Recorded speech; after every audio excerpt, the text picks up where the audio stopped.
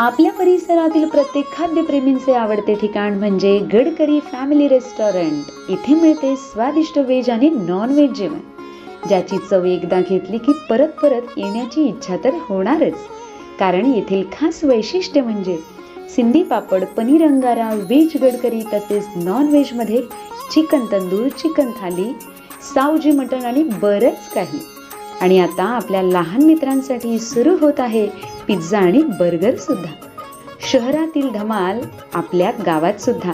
तर मग नक्की या आपल्या मित्रमंडळी तसेच कुटुंबासोबत व साजरे करा आनंदाचे क्षण। Gadkari family restaurant, Talegaon, Nandur, Shingote road.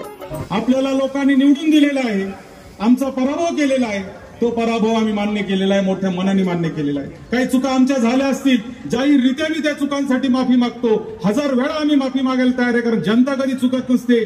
चूक ही आमचीच झालेली, आमच्या कार्यकर्त्यांची झालेली, आमच्या नेत्यांची झालेली, आमच्याच लोकांची झालेली आहे, आम्ही मान्य करतो। परंतु तुम्हाला एकच सांगतो की दिलेली संधीचं सोनं तुम्ही केलं पाहिजे। तुम्ही तालुक्याच्या राजकारणामध्ये वाईट प्रवृत्ती आणून जर तालुक्याला जर तुम्ही मागे नेण्याचं काम करणार असाल तर ही संगमनेर तालुक्यातली जनता कदापि तुम्हाला माफ करणार नाही। तुम्हाला मिळालेल्या संधीचं सोनं करा, तुम्ही तालुक्यात राहिलेले काम पुढे घेऊन जा, त्याच्याबद्दल कोणाच्या मनामध्ये दुमत असण्याचं कारण नाही। आणि जर तुम्ही सत्ताधारी आमदार असाल तर मला तुम्हाला या व्यासपीठावरून आज सांगायचंय तर मी सुद्धा काही विरोधी आमदार नाहीये।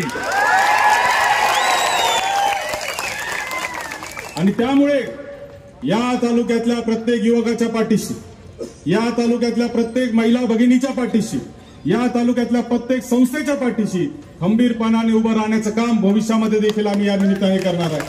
कोणी घाबरून जायचं कारण नाही।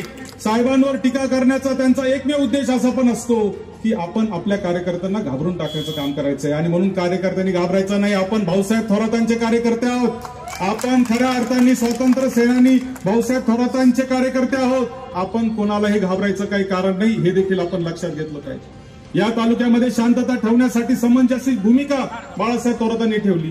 1991 साली संगमनेरची नगरपालिका 2 गटात भांडणं होतात, 2 समाजात भांडणं होतात, 2 धर्मात भांडणं होतात। तेव्हा जो नेता असतो त्याला सामंजस्य भूमिका घ्यावी लागते आणि त्याला मिटवावं लागतं, त्याला पेटवता येत नाही।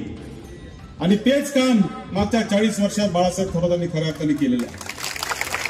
याचा अर्थ आम्ही कोणत्या धर्माला त्याचे लाड करतो, कोणाचा विरोध करतो असं जर कोणी टीका करत असेल तर इथून पुढच्या काळामध्ये ती आम्ही अजिबात सहन करणार नाही। आम्ही हिंदुत्ववादी आहोत, हिंदुत्ववादी विचाराचे आहोत, परंतु आमचं हिंदुत्व हे कोणालाही अडचणीत आणणारं, दुसऱ्या धर्माला त्रास देणारं आमचं हिंदुत्व असू शकत नाही। परवा ज्या महाराजांवर ते कीर्तन करत होते, कीर्तन करताना एका मुलाने त्यांना प्रश्न विचारला, त्या प्रश्नाचा त्यांना प्रचंड राग आला। रागाच्या भरात त्यांनी त्याला सायको म्हणलं, आणि सायको म्हणल्यावर सगळा वाद सुरू झाला। अहो, संत ज्ञानेश्वरांवर किती मोठी टीका लोकांनी केली। जगद्गुरु तुकोबा रायांचा तुम्ही जर वाचलं तर तुमच्या लक्षात येईल की त्यांना अक्षरशः दगडांनी त्या ठिकाणी त्यांच्यावर हल्ले झालेले आहेत।